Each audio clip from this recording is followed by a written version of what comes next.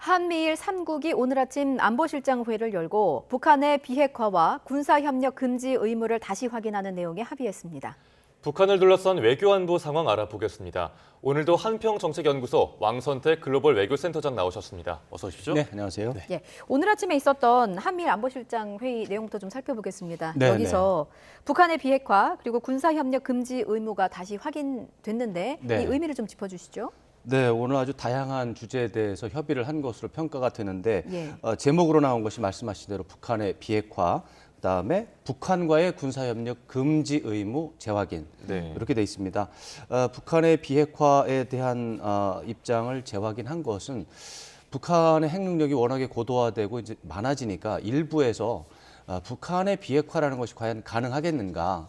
그냥 북한이 핵 보유를 한 것을 기정사실 인정을 하고 예. 그 상태에서 협력을 해서 다른 방법을 알아보자라는 논의가 나오고 있습니다. 네. 미국에서 나오고 있습니다. 이제 그런 게 아니고 우리는 한미일 정부 당국은 북한의 비핵화 문제에 대해서는 양보가 없고 지금 북한이 핵무기 역량을 가지고 있어도 이것을 다시 원상복귀시켜서 없애는 노력을 하겠다. 그런 부분에 대해서 서로가 오해가 없도록 네. 다잡자. 이런 개념으로 북한 비핵화 입장이 재확인된 것이고요. 물러서지 않겠다라는 이제 강경한 입장을 보여준 거죠. 네. 그다음에 군사협력 금지 의무라고 하는 말은 북한에 대한 대북 경제 제재라고 할 때 북한과의 군사협력 의무도 모든 나라가 금지하도록 되어 있습니다. 유엔 안보리 결의 내용입니다. 예. 그런데 러시아가 하고 있습니다. 네. 그렇기 때문에 북한과 러시아가 최근에 군사협력을 하고 있으니까 그 부분이 유엔 안보리 결의 위반이고 불법이다. 예. 그러면서 러시아를 경고하는 그런 내용이라고 봐야 되겠습니다. 예. 네. 또 한미일이 그 북한의 핵 개발 자금 마련을 위한 사이버 활동에도 사이버 공동 활동, 대처하기로 예. 했는데요. 실효성이 있을까요? 아무래도 실효성이 있을 것이라고 기대를 합니다. 쉬운 문제는 아닐 거예요. 예. 쉬운 문제는 아니지만 사실 이제 해킹이라고 하는 차원에서 이제 따지고 보면 북한이 굉장히 전 세계적으로 미국, 러시아, 중국, 북한 정도로 굉장히 높이 올라가 있지만 그러나 이제 사이버 전반적인 해킹을 제외한 나머지 사이버 기술 전반적으로 보면 한국이나 일본도 만만치 않습니다. 그런 차원에서 북한의 이제 사이버 전력에 대해서 한미일이 더 협조를 한다면 네. 도움이 될 텐데 이제 사이버 문제라든가 이런 것들은 또 한미일 간의 협력도 제약이 좀 있을 수 있습니다. 예. 이건 국가 이익에 해당하는 문제이기 때문에 전면적으로 지금까지 협력한다고 보기는 어려웠거든요.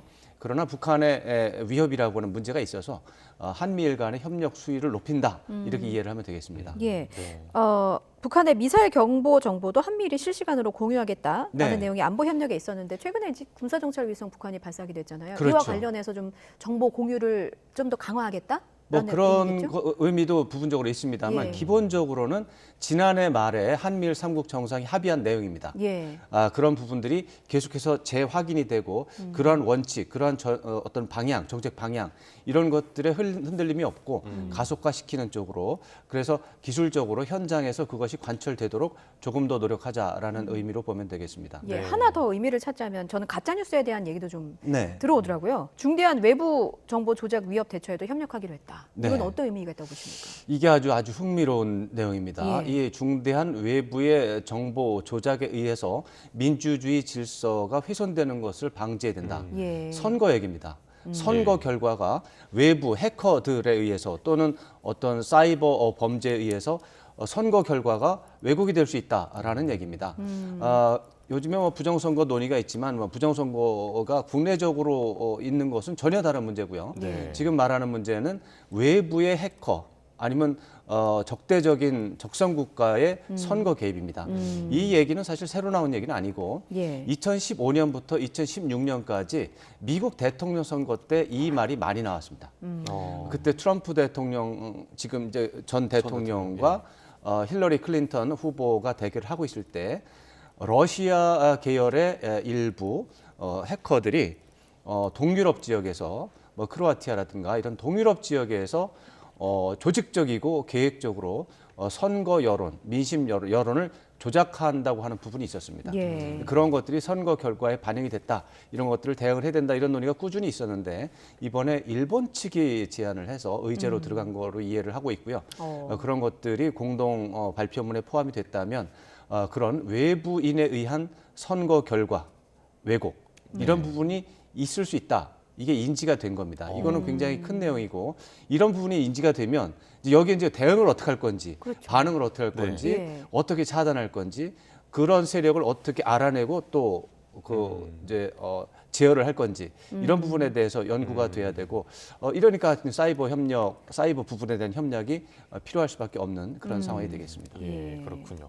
네, 그리고 오늘 한미일 안보실장 회의에 앞서서 어제 그 그렇죠. 조태용 실장이 그 미국, 일본과 각각 또 회의를 열었었는데 네. 그 어제 회의 결과 중에 좀 주목하신 부분이 있었나요? 네, 이번 뭐 한미일 안보실장 회의는 원래 이제 지난 8월에 캠프 데이비드에서 한미일 3국 정상이 회의를 했고 거기에서 3국 간의 협력을 강화하자.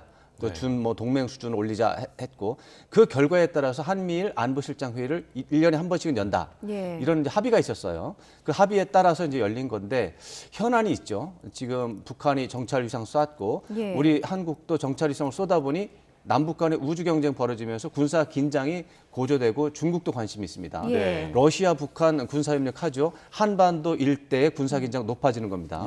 거기에 9.19 남북 군사 합의가 사실상 파기 상태로 가고 있는 상황입니다. 그렇기 때문에 한반도 주변에서의 군사 긴장의 도수가 굉장히 높아져 있습니다. 이 안에 살고 있는 우리는 며칠 지나면 뉴스가 다시 또 식고 잊어먹고 하지만 미국 입장에서는 지금 관리가 하기 어려운 상황입니다. 예. 네. 그런 차원에서 미국의 제이크 설리반 백악관 보좌관의 입장에서 가장 관심이 있는 대목, 우려되는 대목은 한반도에서 군사 긴장이 더 높아지면 곤란하다. 이런 것들을 낮추기 위해서 한국 정부 또 일본과 의사소통을 철저하게 하고 미국이 예. 원하는 것이 무엇인가를 예. 보여주는 건데 아무래도 군사 합의 문제가 완전 파기로 가는 것은 미국으로서는 원하지 않는 상황입니다. 그런 차원에서 이제 한국 정부가 원래 파기를 선언한 게 아니죠. 예. 한국은 이제 부분에 대한 효력 정지, 한 가지 항목에 대한 효력 정지를 했고 그거에 대해서 이제 북한이 반응하면서 이제 예. 전면 파기로 가고 있는데 이제 그 부분에 대해서 미국이 한국이 먼저 전면 파기를 하지 않은 것은 신중하고 절제된 행동이었다. 이제 그 다음에 괄호가 있습니다. 그러나 어쨌거나 이게 전면 파기 상황으로 가니 불안이 크니까 좀 긴장이 고조되지 않도록 다 같이 노력을 해야 되겠고 그 사이에 한미가 그런 부분에서 노력을 하고 한국도 군사 긴장이 고조되지 않도록 예. 노력하면 좋겠다.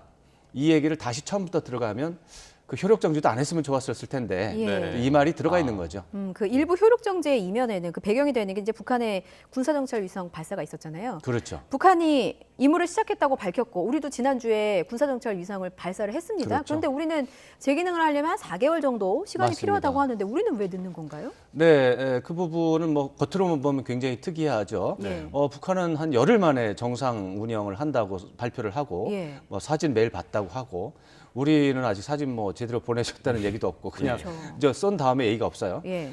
그렇지만은 우리 정찰 위성은 기능이 고도의 기능이고 실질적인 기능을 하는 위성이고 무엇보다도 킬체인이라고 하는 광범위한 네트워크 시스템의 일부입니다. 예. 네. 이 단순히 정찰 위성을 쏘아 올려 보내서 카메라 찍어서 사진 만들어서 지상으로 보내고 그게 끝이 아닙니다. 예. 그러한 시스템을 통해서 북한이 나중에 이제 전쟁 상황입니다. 이거는 전쟁 상황에서 북한이 핵 미사일을 쏘려고 할 때 쏘기 전에 파괴할 수 있는 다양한 그 연동 시스템에 연동을 시켜야 됩니다. 네. 그러려면은 굉장히 복잡하죠. 거기에다가 한국은 기본적으로 군사 운영이 독자적으로 하지 않는 나라입니다. 한미 연합 체제입니다. 뭐든지 한미 연합 체제가 되기 때문에 우리가 촬영을 한다고 해도 미국과 공유할 수 있는 부분이 필요하고 예. 이게 아까 처음에 얘기한 대로 북한의 미사일 경보 정보를 실시간으로 공유를 한다에 합의를 했지 않습니까? 예. 그러려면 우리가 촬영한 그 기술도 일본과 미국에 공유를 해야 되는 시스템을 만들어야 되는데 아무리 가까운 나라라도 예. 그냥 줄 수는 없습니다. 민감하잖아요. 민감하죠. 예. 우리의 기술을 아무리 동맹이라고 해도 그대로 줄 수 없어서 보안 약속을 철저하게 받고 제한적으로 하고 우리가 정보 준 거는 군사용으로만 사용한다. 네. 절대로 다른 용도로 사용하지 않는다라는 것을 친구 사이에도 계약은 써야 되잖아요. 그렇죠. 그런 차원에서 그런 보안 문제들을 어떻게 할 건지. 예. 또 미국도 마찬가지입니다. 미국의 이제 군사 위성 절창 위성은 우리보다도 더 기능이 높습니다. 예. 우리보다 10배쯤 더 어. 더 고도의 북한의 해상도는 3m급이라고 하잖아요. 네. 우리는 30cm급입니다. 네. 단순하게 뭐 10배고 이제 가로 세로 합치면 100배입니다. 예. 미국은 그거보다 10배 더 들어갑니다. 3cm급. 이라고 알려져 있습니다. 키홀 인공위성이 이제 군사 정찰 위성이 그러기 때문에 미국이 오히려 이제 한국의 정보를 줄 때, 일본의 정보를 줄 때, 공유할 때 불안하죠. 그렇죠. 예. 우리도 마찬가지입니다. 우리도 예. 불안하죠. 그러니까 서로 이런 문제들을 기술적으로 보안이 연계된 상태에서 하려면 저는 4개월에 우리 기술자들이 기술 담당자들이 해결하는 게 네. 쉽지도 않을 것이다. 그리고 오히려 이거는 4개월도 부족할 수 있다. 부족할 수 예. 있습니다. 원래 우리 연구 인력들은 기술 인력들은 6개월 달라고 한 걸로 알고 있습니다. 그렇군요. 6개월은 있어야 된다. 근데 이제 군사 운영하는 쪽에서는 네. 올렸으면 당장 사진 내놔라 이렇게 되는 건데 그게 안 되죠. 그래서 우리는 복잡하고 다양하고 더 큰 시스템에 연동시키다 보니까 4개월 정도로 되는 것 같고, 근데 우리나라는 원래 이런 것들은 빨리 끝내는 그런 이제 능력이 있기 때문에 아무래도 한 3개월 이내는 가능하지 않을까라는 생각도 해보고요. 네. 그러나 북한은 그야말로 가서 사진 찍고 보내는 그런 기능이니까 그런 기능은 한 열흘 정도면 가능할 것 같기도 하고, 무엇보다도 북한이 하는 말을 다 믿을 수 없어서 앞으로 그런 부분은 또 물음표를 놓고 지켜봐야 되겠습니다. 예. 네. 이 킬체인의 안정 시간이 필요하고 또 이제 좀 뭐 한국과 미국, 일본 간 안보 네. 그 공유하는 차원에서 네, 기계 설비들이 워낙에 보안 문제가 예. 있어서 세밀하다 보니까. 예. 네, 그런데 북한은 그 한국도 정찰위성을 쏘아 올렸는데 그렇죠. 왜 우리만 가지고 뭐라 그러냐 이렇게 좀 그런 논리를 삼고 있잖아요. 그렇죠. 어떻게 이해하면 될까요? 네, 굉장히 겉으로 보면 그럴듯하죠. 우리도 정찰위성 쐈고 니네도 쐈고 우리도 쐈는데 예. 우리는 괜찮고 왜 나만 네. 가면 나만 돼? 가지 그러느냐 예. 그러는데 그거는 아주 그 편파적인 얘기고 잘못된 얘기입니다. 2006년 10월 이제 7월에 북한이 이제 하루에 미사일을 7개 쏜 날이 있습니다. 예. 네. 그때에 그 당시에 국제사회에서 모두가 쏘지 말라고 했던 장거리 로켓 대포동 2호 미사일도 포함이 됐습니다. 예. 네. 그게 7월 5일 새벽이죠. 그때 국제사회가 다시는 로켓 탄도 미사일이나 탄도 미사일과 기술을 이용한 로켓을 쏘면 안 된다. 그게 이제 로켓 자체는 같은 물건이기 때문에 그렇습니다. 네. 그러다 보니까 인공위성 발사도 금지됐고 정찰위성도 인공위성이니까 금지가 된 겁니다. 예. 국제법으로 유엔 안보리 결의는 국제법으로 인정받고 있으니까요. 네. 국제법에 나머지 나라는 괜찮지만 북한은 금지됐어요. 예. 그러니까 그 부분에 대해서는 북한이 이렇게 말을 하면 2006년 얘기로 다시 돌아가야죠. 예. 예. 네가 그때 쐈으니까 그런 거지. 원점으로 계속 뺑뺑 네. 도는. 네. 그렇지만 이제 북한은 그게 아니다. 이게 그때 당시 그 자체가 잘못된 거다. 그리고 우리가 그때 뭐 군사 로켓 평화적인 목적에 인공위성을 쏘려고 했는데 네. 이제 한국과 미술이 부당하게 이제 제재를 했다고 하지만 예. 이것은 명백히 국제법 위반이고 해서 이제 어떻게 보면 국제사회를 호도시키는 것이고 이 사정을 잘 모르는 이제 제3국 사람들은 그럴 수 있죠. 그러네. 남쪽은 쏴도 가만히 있고 북쪽은 못 쏘게 하니까 미국이 편파적이다라고 할 수 있는데 사실이 아니고 무엇보다도 중국과의 관계가 있습니다. 중국이 그동안에 10년 동안 10년 넘게 2006년 이후에 북한이 장거리 로켓을 쐈을 때 금지식 이제 그 제재를 결정할 때 중국이 다 참여를 했습니다. 네. 예. 중국이 거의 다 동의를 한 거죠. 지금 북한은 중국에 대해서 항변을 하고 있는 것입니다. 예. 그때 니네가 그렇게 참여를 안 했으면 우리가 로켓은 쏠 수 있었잖냐. 그래서 중국을 설득하는 과정 속에서 예. 그러니까 이 최소한 장거리 로켓, 탄도 미사일, 뭐 정찰 위성 이런 거 쏘는 거에 대해서는 중국은 유엔 안보리에서 더 이상 추가 제재를 하면 안 된다라는 부분을 기정사실화시키는 거죠. 예. 북한으로서는 외교적으로 상당한 이득이 될 텐데 역시 중국이 그 부분에 대해서 어떻게 대응할지는 아직은 유보적입니다. 예. 그렇군요. 지금 상황을 전체적으로 보면 일단 북한과 미국과의 대화의 길은 점점 멀어지는 것 같습니다. 그렇습니다. 예, 북한은 이제 미국과의 관계 개선에 대해서 의지가 없다 이런 평가도 나온 상황이고, 그렇습니다. 북한이 또 최근에 미국의 새로운 전략 핵폭격기 B-21 레이더 이거 네. 집중적으로 비난하고 있잖아요. 그렇습니다. 이런 좀 배경을 좀 설명해 주십시오. 네, B-21 폭격기는 아직 이제 시험 비행을 하고 있는 상황인데 미국의 전략 폭격기가 크게 이제 세 가지 기종이 있죠. 네. B1, 그다음에 B1B, B2, B-52 세 가지가 있는데 이 세 가지 중에 B1, B2는 너무 오래됐다 그래서 2040년까지 퇴역할 겁니다. 예. 퇴역을 하고 이게 한 60대 되거든요. 네. 그걸 퇴역을 하고 지금 사진에 보이는 저 B-21 폭격기로 대체를 할 겁니다. 예. 그리고 장기적으로는 2040년 이후에 B-52 폭격기는 남아 있는데 그것도 퇴역할 겁니다. 그래서 미국의 전략 폭격기는 지금 보시는 B-21 레이더라고 하는 예. 저 폭격기로 이제 완전히 주력들이 단일화시켜서 이제 할 건데 한 200대 만든다고 합니다. 예. 그 B-21 폭격기가 지난달 10일에 처음으로 시험 비행에 성공했습니다. 예. 그리고 이건 2027년에 이제 실전에 투입이 될 텐데 북한이 그런 걸 계기로 해서 이제 북한은 미국으로부터 핵 공격의 위협을 받고 있다. 이런 주장을 다시 하는 기회로 활용하는 겁니다. 어떻게 좋은 홍보 이제 소재를 만난 거죠. 그 소재를 만나서 미국이 이제 이 B-21 전략 폭격기로 우리를 위협하니까 우리도 어쩔 수 없이 선제 타격 얘기를 하는 거다. 네. 그렇게 얘기를 하는 거고. 정당화로 쓰고 있군요. 그럼요. 예. B-21 폭격기는 또 다른 전략 폭격기와 달리 그냥 다른 옛날의 폭격기는 폭탄을 싣고 가서 떨어뜨리는 역할만 했거든요. 그런 게 예. 전략 폭격기죠. 네. 근데 이 B-21 폭격기는 그거에다 더하기 공중전도 할 수 있습니다. 예. 네. F-35랑 유사한 기능이 있습니다. 예. 그러니까 선제 공격이 가능하죠. 네, 그런 차원에서 북한은 자기네들이 핵무기를 가지고 있는 게 정당하다. 네. 선제 타격론을 주장하는 게 당연하다라는 선전 도구로 활용하고 있는 겁니다. 네.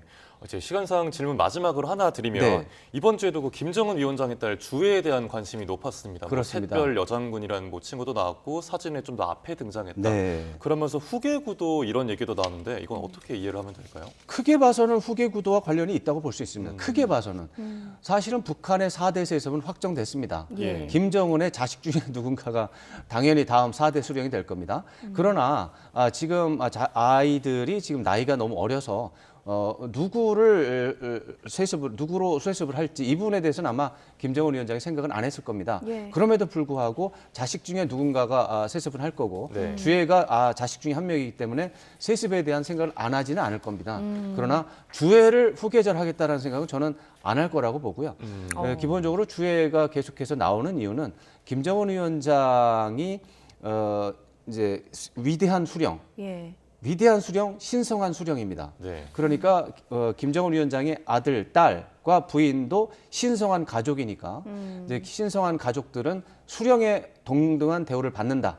그런 차원에서 이제 주해를 데리고 다녔을 때 분위기도 좋고 이미지도 좋고 하니까 근데 데리고 다니는 거고 주해에 대한 이제 칭호도 그런 수령 가족에 대한 신성한 가족에 대한 이제 어떤 경칭, 존칭어 이런 거로 이제 해석을 하는 게 조금 더 맞는 것 같은데 예. 일부에서는 여전히 후계 구도랑 연결을 짓고 있는데 저로서는 그건 동의하기 좀 어렵습니다. 그렇군요. 그 공개되는 자녀가 주해밖에 없어서 그렇죠. 언론의 관심이 항상 이렇게 집중이 되는 것 같습니다. 그렇습니다. 예, 알겠습니다. 오늘 한미일 안보실장 회의부터 북한의 이번 주 이슈까지 함께 짚어봤습니다. 지금까지 왕선택 한평정책연구소 글로벌 외교센터장이었습니다. 잘 들었습니다. 고맙습니다.